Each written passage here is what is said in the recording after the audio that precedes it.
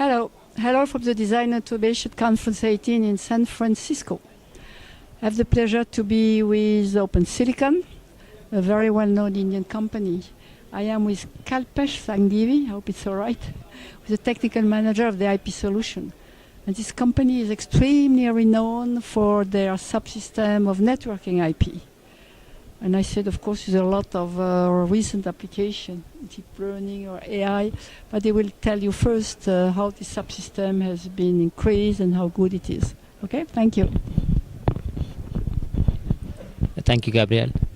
So if we see how the data, the data growth has been happening since the past 10 years, it's been exponentially growing, and we see that more and more data has been, sent over the lines. So the requirement on the line side is really pushing the limits, So that is where, the existing systems need to be upgraded to adopt to, new standards, allow higher and higher bandwidth so that, they can meet all these requirements of data going in and out. So that's where we come up with a full portfolio of IPs, on the networking side, which involves right from the PMA, which connects to the FEC, which is the forward error correction IP. It's a multi-channel, multi-rate IP, and mainly been used for PAM4 services like 56 gig or 112 gig services, and mainly is used to improve the bit error rate, because if you don't use, because with PAM4 signaling, you see, the bit error rate really drops down. It may go to 10 to -6 or -4. To improve the bit error rate and improve the bandwidth or the efficiency, you need to have the FEC in picture, which will, improve the bit error rate to 10 to -15. So we support both the KR4 and the KP4 RS coding standards. And then beyond that, we have the PCS, which is again a multi-channel, multi-rate PCS, which supports up to 400 gig bandwidth and can go down to 25 gig. So you can just have one IP which can work for 25 gig or 50 gig, 100 gig, 200, 400, or a combination of it.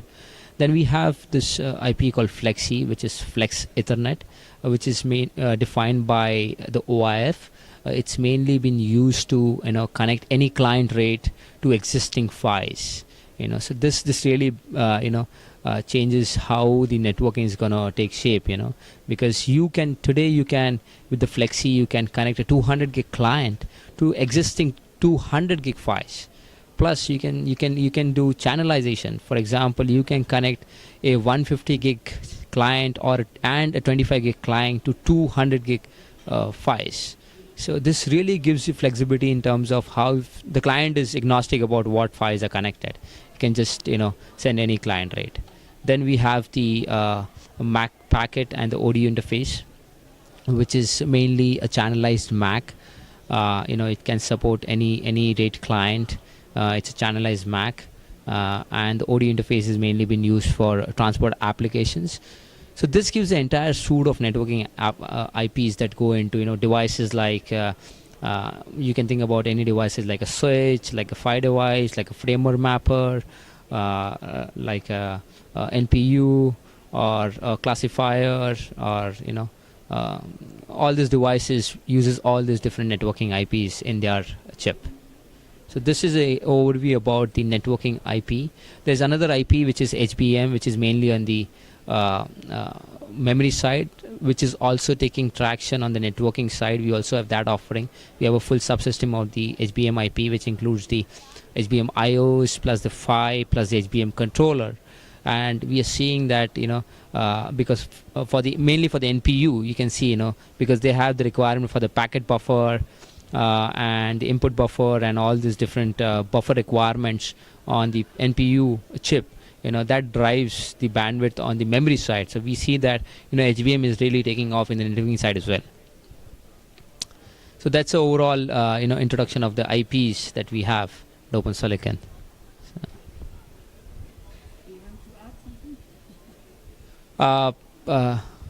So if you see, we also talk about the deep learning, or we just right. I'm impressed by all your portfolio. the question I had yet, what is a specific application? Is there something new today where you can apply your subsystem? Yeah. And I think you mentioned deep learning. Yeah, it's a good application for your subsystem.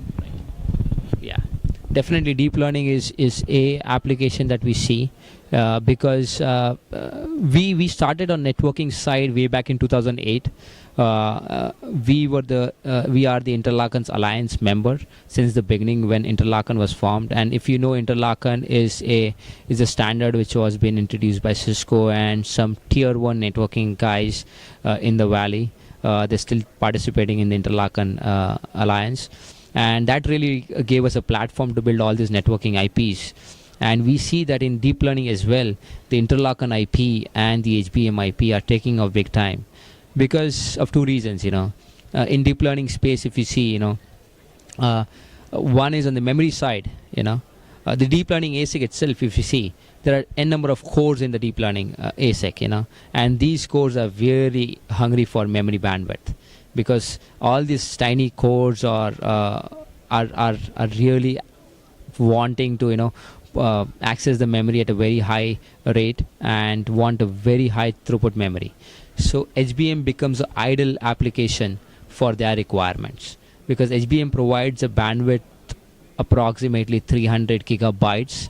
Okay, and with new versions of HBM like 2.8 or 3.2, it will go beyond 300 gigabytes. It will cross maybe 400 gigabytes and beyond. So this is HBM is really addressing the deep learning market, because of the CPU requirement and the interface requirement. Plus, on the other side is in the system of in the deep learning systems, there's not just one chip which is there in the system. They are talking to n number of different ASICs or deep learning chips.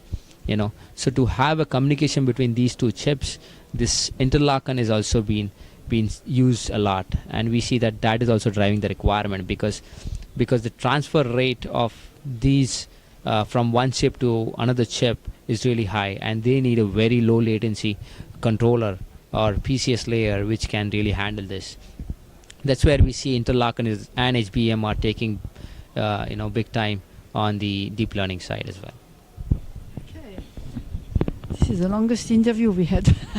I think I have a lot to say and a lot of solutions to bring. So we wish you good luck and a good market growth, whatever. Thank you very much. Thank you.